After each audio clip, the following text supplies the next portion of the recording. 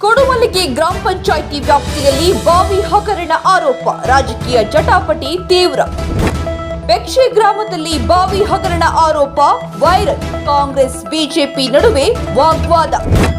ಬಾವಿ ನಿರ್ಮಾಣದಲ್ಲಿ ಅಕ್ರಮ ಆರೋಪ, ಕೊಡುಮಲ್ಲಿಗೆ ಗ್ರಾಮದಲ್ಲಿ ರಾಜಕೀಯ ಕಾವು.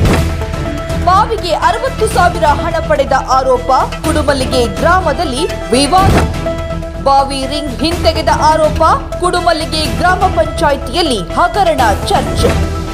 ಶಿವಮೊಗ್ಗ ಜಿಲ್ಲೆಯ ಕುಡುಮಲ್ಲಿಗೆ ಗ್ರಾಮ ಪಂಚಾಯಿತಿ ವ್ಯಾಪ್ತಿಯಲ್ಲಿ ಬಾವಿ ನಿರ್ಮಾಣಕ್ಕೆ ಸಂಬಂಧಿಸಿದ ಹಗರಣದ ಆರೋಪ ಇದೀಗ ಭಾರೀ ಚರ್ಚೆಗೆ ಗ್ರಾಸವಾಗಿದೆ. ಬೆಕ್ಷೆ ಗ್ರಾಮದಲ್ಲಿ ಆರಂಭವಾದ ಈ ವಿಚಾರ ಈಗ ಸಾಮಾಜಿಕ ಜಾಲತಾಣಗಳಲ್ಲಿ ವೈರಲ್ ಆಗಿದ್ದು, ಪ್ರಕರಣ ರಾಜಕೀಯ ತಿರುವನ್ನ ಪಡೆದುಕೊಂಡಿದೆ. ಮೊದಲು ಬೆಕ್ಷೆ ಗ್ರಾಮದಲ್ಲಿನ ಬಾವಿ ನಿರ್ಮಾಣದ ವಿಚಾರ ಬೆಳಕಿಗೆ ಬಂದಿತ್ತು.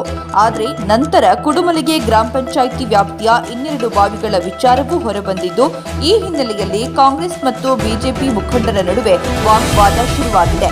ಈ ಸಂಬಂಧ ಬಿಳಿವೆ ವಿಷ್ಣು ಹಾಗೂ ತುಪ್ಪದ ಮನೆ ವಿನಾಯಕ್ ಅವರು ಬಾವಿ ಯೋಜನೆಯ ಫಲಾನುಭವಿಗಳನ್ನ ಭೇಟಿ ಮಾಡಿ ವಿಚಾರಿಸಿದಾಗ ಕೆಲ ಫಲಾನುಭವಿಗಳು ತಮ್ಮಿಂದ ಸುಮಾರು 60,000 ರೂಪಾಯಿ ಹಣವನ್ನು ಪಡೆದಿದ್ದಾರೆ ಎಂದು ಆರೋಪಿಸಿದ್ದಾರೆ. ಮತ್ತೊಂದು ಕಡೆ ಬಳಸಿದ ಬಾವಿ ರಿಂಗ್ಗಳನ್ನು ಕೂಡ ಹಿಂದಕ್ಕೆ ತೆಗೆದುಕೊಂಡಿದ್ದಾರೆ ಎಂದು ಫಲಾನುಭವಿಗಳು ತಿಳಿಸಿದ್ದಾರೆ. ಈ ಆರೋಪಗಳ ಹಿನ್ನೆಲೆಯಲ್ಲಿ ಪ್ರಕರಣ ಈಗ ಸ್ಥಳೀಯ ರಾಜಕೀಯ ವಲಯದಲ್ಲಿ ಭಾರೀ ಚರ್ಚೆಗೆ ಕಾರಣವಾಗಿದೆ. ಈ ಬಗ್ಗೆ ಪ್ರತಿಕ್ರಿಯಿಸಿರುವ ಬಿಜೆಪಿ ಮುಖಂಡರು ಪ್ರಕರಣದ ಕುರಿತು ಸೂಕ್ತ ತನಿಖೆ ನಡೆಸಿ ಸತ್ಯಾಸತ್ಯತೆ ಹೊರತರುವಂತೆ ಆಗ್ರಹಿಸಿದ್ದಾರೆ.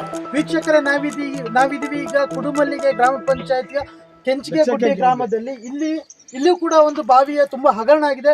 ಅವರನ್ನ ಕೇಳೋಣ ಏನಾಗಿದೆ ಅಂತ. ಹೇಳಿ ಮೇಡಮ್, ಏನಾಗಿದೆ ಹೇಳಿ ಪ್ರಶ್ನೆ ನೀವು ಕೇಳಿ. ಏನಾಗಿದೆ ಈ ಬಾವಿ ಯಾವಾಗ ಆಗಿದ್ದು, ನಿರ್ಮಾಣ ಆಗಿದೆ ಈ ಬಾವಿ? ಈಗ 4-5 ವರ್ಷ ಆಯ್ತು. 5 ವರ್ಷ ಆಯ್ತು. ಏನಂತ ಹೇಳಿದ್ರಿ ಬಾವಿ ಮಾಡ್ಲಿಕ್ಕೆ? ಗೌರ್ಮೆಂಟ್ ಬಾವಿ, ನಾವು ಗೌರ್ಮೆಂಟ್ ಇಂದ ಕೊಟ್ಟಿದ್ದೀವಿ. ತಾಲೂಕ್ ಪಂಚಾಯತಿ ಅನುದಾನದಲ್ಲಿ ರೆಡಿ ಆಗಿರಂತ ಬಾವಿ. ಹೌದು, ಅದಕ್ಕಾಗಿ ಕೊಟ್ಟಿದ್ದೀವಿ. ನಮ್ಗೆ ನೀರು ತುಂಬಾ ಇರ್ಲಿಲ್ಲ, ಬೇಸಿಗೆಲ್ಲ ನೀರಿನ ಸಮಸ್ಯೆ ಇದ್ದಿದ್ಕೋಸ್ಕರ ನಾವು ಕೇಳಿದ್ವಿ. ಅವ್ರು ಕೊಟ್ಟಿದ್ದಾರೆ. ಅದ್ರಲ್ಲಿ ಮತ್ತೆ ಅರ್ಧಂಬರ್ಧ ಆಗಿತ್ತು. ಈಗ ಈ ಬಾವಿನ ಮಾಡುವಂತ ಸಂದರ್ಭದಲ್ಲಿ ಸರ್ಕಾರದ ಬಾವಿ ಆಗಿತ್ತು. ನಿಮಗೆ ಕುಡಿಯೋ ನೀರಿನ ಸಮಸ್ಯೆ ಇತ್ತು, ಸರ್ಕಾರದ ಬಾವಿ ಆಗಿತ್ತು. ಈಗ ನಿಮ್ಮ ಹತ್ರ ಅವ್ರ ಏನಾರು ಎಷ್ಟು ಹಣ ಕೊಡ್ಬೇಕು, ಇಲ್ಲ ಪೂರ್ಣ ಬಾವಿ ಚೆನ್ನಾಗಿ ಮಾಡಿ ಕೊಡ್ತೀವಿ ಅಂತ ಏನಾರು ನಿಮ್ಮ ಹತ್ರ ಹಣ ತಗೊಂಡ್ರ? ಸ್ವಲ್ಪ ತಗೊಂಡಿದ್ದಾರೆ. ಎಷ್ಟು ಹಣನ ನಿಮ್ಮ ಹತ್ರ ಇಸ್ಕೊಂಡಿದ್ದಾರೆ? ಸರಿಯಾಗಿ ನಂಗೆ ಗೊತ್ತಿಲ್ಲ. ಇಸ್ಕೊಂಡಿದ್ದಾರೆ, ಹಣ ಇಸ್ಕೊಂಡಿದ್ದಾರೆ. ಈಗ ನಿಮ್ಮ ಹತ್ರ ಅವ್ರ ಏನಾರು ಎಷ್ಟು ಹಣ ಕೊಡ್ಬೇಕು, ಇಲ್ಲ ಪೂರ್ಣ ಬಾವಿ ಚೆನ್ನಾಗಿ ಮಾಡಿ ಕೊಡ್ತೀವಿ ಅಂತ ಏನಾರು ನಿಮ್ಮ ಹತ್ರ ಹಣ ತಗೊಂಡ್ರ? ಸ್ವಲ್ಪ ತಗೊಂಡಿದ್ದಾರೆ.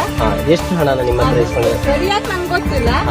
ಇಸ್ಕೊಂಡಿದ್ದಾರೆ, ಹಣ ಇಸ್ಕೊಂಡಿದ್ದಾರೆ. ಅರ್ಧ ನೀವು ಕೊಡಿ, ಅರ್ಧ ನಾವು ಕೊಡ್ತೀವಿ ಅಂತ ಹೇಳಿ ಹಣ ತಗೊಂಡಿದ್ದಾರೆ. ಅಂದಾಜು ಸರ್ ಈಗ ಎಷ್ಟು ಹಣ ನಿಮ್ಮ ಹತ್ರ ಇಸ್ಕೊಂಡಿದ್ದಾರೆ?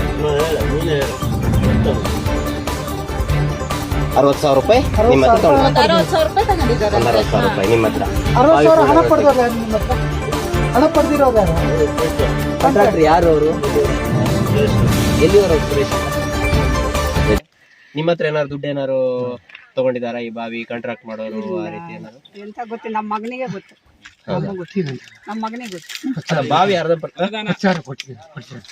ಬಾವಿ ಅರ್ಧ ಮಾಡಿದಾರಲ್ಲ, ಅದಕ್ಕೆ ಕೇಳಿದೆ. ಮೇಲ್ಗಡೆ ರಿಂಗ್ ಮಾಡಿಲ್ಲ, ಮೇಲ್ಗಡೆ ಕೈಪಿಡಿ ಮಾಡಿಲ್ಲ. ರಿಂಗ್ ಬಿಟ್ಟಿದ್ದನ್ನ ಎಷ್ಟು ರಿಂಗು ಅಲ್ಲ ಇದೀಗ ಎಷ್ಟು ರಿಂಗ್ ಒಂದ್ ಅಂದಾಜು ತಗೊಂಡೋಗಿದ್ದಾರೆ? ಎಷ್ಟು ರಿಂಗ್ ತಗೊಂಡೋಗಿದ್ದಾರೆ ಇಲ್ಲಿಂದ? ಒಂದ್ ಎಷ್ಟು ರಿಂಗ್ ಒಂದ್ ಅಂದಾಜು ಎಷ್ಟು ರಿಂಗ್? ಈಗ ಆಗಷ್ಟು ಫುಲ್ ಬಿಟ್ಟಿದ್ರು, ಪೂರಾ ಬಾವಿ ಬಿಟ್ಟಿದ್ರು. ಇದು ವಿಚಾರ 22 ಬಿಟ್ಟರು, ಮತ್ತೆ ಪೂಜೆ ತಗೊಳ್ಳೋದು. ಯಾಕೋಸ್ಕರ ನೀವು ಕೇಳಲಿಲ್ಲ? ಬಾವಿ ರಿಂಗ್ ಬಿಡಿ, ನೀವು ತಗೊಂಡೋಗ್ಬೇಕು. ದುಡ್ಡು ಎಷ್ಟು ನಾವೇನ್ ಮಾಡೋದು? ನೀವು ಕೈಯಿಂದ ಕೊಡ್ತೀರಾ? ನಾವೇನ ಕೊಡೋದು? ಅಲ್ಲ, ನೀವು ಇಲ್ಲ ಕೈಯಿಂದ ಕೊಡೋ ಬಾವಿ ಮಾಡೋದು ಅಂತ ಆದ್ರೆ ನೀವು ಬಾವಿ ಆಳ ತೆಗಿಬಾರ್ದಿತ್ತು ಅಂತ ನೀವು ಹೇಳಿಲ್ಲ ಅವರಿಗೆ? ನೀರು ಬಂದಿಲ್ಲ. ಅಲ್ಲ, ನೀರ್ ಬಂದಿಲ್ಲ ಅಂದ್ರೆ ಉಳಿದಿದ್ದ ದುಡ್ಡನ್ನ ಕೊಡುವಂತ ಸರ್ಕಾರ ಕೊಡುವಂತ ವ್ಯವಸ್ಥೆ ಮಾಡ್ಬೇಕು. ನಿಮ್ಮ ಹತ್ರ ಹಾಗಂತ ಬಿಟ್ಟು ಈ ರೀತಿ ಯಾರು ಜಾನುವಾರುಗಳು ಮನುಷ್ಯ ಯಾರು ಬಿದ್ರೆ ಇದಕ್ಕೆ ಯಾರು ಹೊಣೆಗಾರರು? ಈ ಆರೋಪಗಳನ್ನ ಬಿಜೆಪಿ ಮುಖಂಡರು ತಳ್ಳಿ ಹಾಕಿದ್ದಾರೆ. ತುಪ್ಪದ ಮನೆ ವಿನಾಯಕ್ ಅವರ ಆರೋಪಗಳಿಗೆ ತೀವ್ರ ಪ್ರತಿಕ್ರಿಯೆ ನೀಡಿದ ಬಿಜೆಪಿ ಮುಖಂಡರು, ಬಾವಿ ನಿರ್ಮಾಣ ಕಾರ್ಯ ಸಂಪೂರ್ಣವಾಗಿ ನಿಯಮಾನುಸಾರ ಹಾಗೂ ನ್ಯಾಯಸಮ್ಮತವಾಗಿ ನಡೆದಿದೆ ಎಂದು ತಿಳಿಸಿದ್ದಾರೆ. ಯೋಜನೆಯಡಿ ನಿರ್ಮಿಸಲಾದ ಬಾವಿಗಳಲ್ಲಿ ಯಾವುದೇ ರೀತಿಯ ಅಕ್ರಮ ಅಥವಾ ಹಣದ ವಸೂಲಿ ನಡೆದಿಲ್ಲ ಎಂದು ಅವರು ಸ್ಪಷ್ಟಪಡಿಸಿದಂತೆ ಕಾಣ್ತಿತ್ತು. ರಾಜಕೀಯ ಉದ್ದೇಶದಿಂದ ತಪ್ಪು ಆರೋಪಗಳನ್ನು ಮಾಡಲಾಗ್ತಿದೆ ಎಂದು ಆರೋಪಿಸಿದ್ದಾರೆ. ಜೊತೆಗೆ ಈ ವಿಷಯದಲ್ಲಿ ಅನಗತ್ಯ ಗೊಂದಲ ಸೃಷ್ಟಿಸದೆ ಸತ್ಯಾಸತ್ಯತೆ ಪರಿಶೀಲನೆ ಮಾಡಿಕೊಳ್ಳಬೇಕು ಎಂದು ಅವರು ತಿಳಿಸಿದ್ದಾರೆ. ಗ್ರಾಮ ಪಂಚಾಯತಿಯಿಂದ ಬಿಲ್ ಆಗಿರಲ್ಲ ಸರ್. ನಾವು ಕೊಟ್ಟಿರೋದು ಹೌದು, ನಮ್ಮ ಅಣ್ಣ ಕೊಟ್ಟಿರೋದು. ನಾವು ಎಷ್ಟರ ರಿಂಗ್ ತಗೊಂಡಿರೋದು. ನಮ್ಮದು ಅಲ್ಲೊಂದು ಬಾವಿ ಇದೆ, ಅಲ್ಲಿ ಜಾನುವಾರು ಮಕ್ಕಳು ಎಲ್ಲ ಇದ್ದಾವೆ ಅಂತ ಹೇಳಿ ನಾವು ಅಣ್ಣ ನಮ್ಮ ಬಾವಿ ರಿಂಗ್ ಎಕ್ಸ್ಟ್ರಾ ಬಿಡಿಸ್ಕೊಂಡಿರೋದು. ಅದು ನಂಗೆ ಗೊತ್ತಿರಲಿಲ್ಲ. ನಮ್ಮ ಮನೆಯವರಿಗೆ ಅವಾಗ ಡೆಲಿವರಿ ಆಗಿತ್ತು, ನಾನು ಅಲ್ಲಿ ಸಾಗರಕ್ಕೆ ಹೋಗಿದ್ದೆ. ನಮ್ಮ ಅಣ್ಣ 60,000 ರೂಪಾಯಿ ಅದು ಕೊಟ್ಟಿರೋದು. ರಿಂಗನ್ನು ನೀವು ಖರೀದಿ ಮಾಡಿ ನಾನು ಹೇಳಿರೋದು 60,000 ಅಂತ. ಅಂದ್ರೆ ನಂಗೂ ಫಸ್ಟ್ ಗೊತ್ತಿರಲ್ಲ, ಇವ್ರು ಹಿಂಗೆಲ್ಲ ಬಿಡಿಸ್ಕೊಂಡು ನಾನು ಇದಕ್ಕೋಸ್ಕರನೇ ಬಿಡಿಸಿದ್ದಾರೆ ಅಂದ್ಕೊಂಡಿದ್ದೆ. ಕಡೆಗೆ ಗೊತ್ತಾಯ್ತು ಅಲ್ಲಿ ಕೆಳಗಡೆ ಬಾವಿಗೆಲ್ಲ ಬೇಕು ಅಂತ ಗೊತ್ತಾಯ್ತು. ಹಾಗಾಗಿ ಅವರೆಲ್ಲ ಬಿಡಿಸ್ಕೊಂಡಿದ್ದಾರೆ. ಅಮೌಂಟ್ ಕೂಡ ನೋಡಿ ಬಿಟ್ಟಿದ್ದೆ, ಆದರೂ ಇದಕ್ಕೆ ಅಂತ ನಂಗೆ ಗೊತ್ತಿರಲ್ಲ. ಕಡೆಗೆ ಎಲ್ಲ ಕೇಳಿದಾಗ ನಮ್ಮನೆ ಬಾವಿಗೂ ಬೇಕು ಅಂತ ಹೇಳಿದ್ರು, ಅದಕ್ಕೋಸ್ಕರ ನಾವು ಅಮೌಂಟ್ ಕೊಟ್ಟಿದ್ದೀವಿ ಅಂತ ಹೇಳಿದ್ರು. ನೋಡಿ, ನಾನು ಅಮಿತ್ ಹೆಗ್ಗಾರ್ ಅಂತ ಹೇಳಿ ಈ ಗ್ರಾಮದ ಗ್ರಾಮಸ್ಥ. ನೋಡಿ, ಈ ವಿಚಾರವಾಗಿ ತುಪ್ಪದ ಮನೆ ವಿನಾಯಕ್ ಅವರು ಬಂದಿರತಕ್ಕಂಥದ್ದು ನಮ್ಗೆಲ್ಲರಿಗೂ ಕೂಡ ಸ್ವಾಗತ.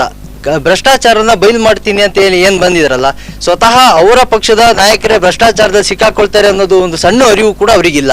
ಯಾಕಾಗಿ ಅಂದರೆ ಈಗ ಬಾವಿ ತೋಡದೇ ಇರೋಂಥ ಬಾವಿಗೆ ಬಂದು ಹೋರಾಟವನ್ನು ಮಾಡ್ತಾ ಇದ್ದಾರೆ ಅವರು.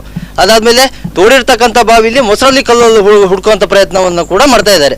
ಅದು ಮೇಕೆ ತಾನು ತಿಂದು ಕೋತಿ ತಾನು ತಿಂದು ಮೇಕೆ ಮೂತಿ ಓಡಿಸಿತಂತೆ. ಆ ಥರದ ಪ್ರಯತ್ನನ ಈಗ ಪ್ರೆಸೆಂಟಲ್ಲಿ ನಮ್ಮ ತುಪ್ಪದ ಮನೆ ವಿನಾಯಕ ಹಾಗೂ ಬಿಳುವೆ ವಿಷ್ಣುಮೂರ್ತಿ ಅವರು ಈ ಒಲ್ಲದ ಗಂಡನಿಗೆ ಮೊಸರಲ್ಲಿ ಕೊಲ್ಲು ಅಂತ ಹೇಳ್ದಂಗೆ ಬೇರೆ ಬೇರೆ ರೂಟನ್ನು ಹುಡುಕಿ ರಾಜಕೀಯನ ಭಾಳ ಚೆನ್ನಾಗಿ ಬಳಸ್ಕೊಳ್ಳುವಂಥ ರೀತಿ ನೀತಿಯಲ್ಲಿ ಹೋಗ್ತಾ ಇದ್ದಾರೆ.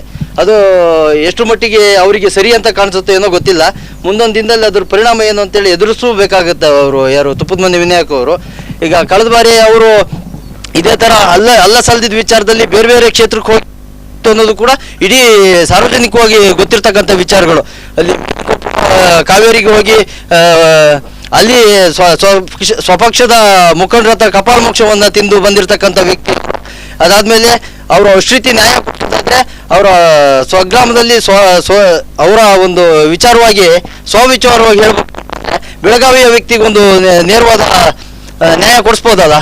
ಬೆಳಗಾವಿ ವ್ಯಕ್ತಿಗೆ ಏನು ಅನ್ಯಾಯ ಮಾಡಿದ್ದಾರೆ ಅಂತ ಹೇಳ್ಕೊಂಡು ಅಲ್ಲಿಯ ಪ್ರತಿಯೊಂದು ಗ್ರಾಮ ಪಂಚಾಯತಿಯವರಿಗೂ ಕೂಡ ಈಗಾಗಲೇ ಆಗಿದೆ. ಇವರು ಆ ಥರದಲ್ಲಿ ವಿನಾಯಕ್ ಅವರು ಏಕಾಏಕಿ ಈ ವಿಚಾರವಾಗಿ ಬರುವಂಥದ್ದು, ಈ ವಿಚಾರವಾಗಿ ಅಲ್ಲ ಸಲ್ಲದ ಹುಡುಕ್ತಾ ಎಲ್ಲಿ ತನ್ನದೇ ಆಗಿರ್ತಂಥ ಹುಡುಕುವಂಥದ್ದು ಬಹಳ ತಪ್ಪು ಇದು.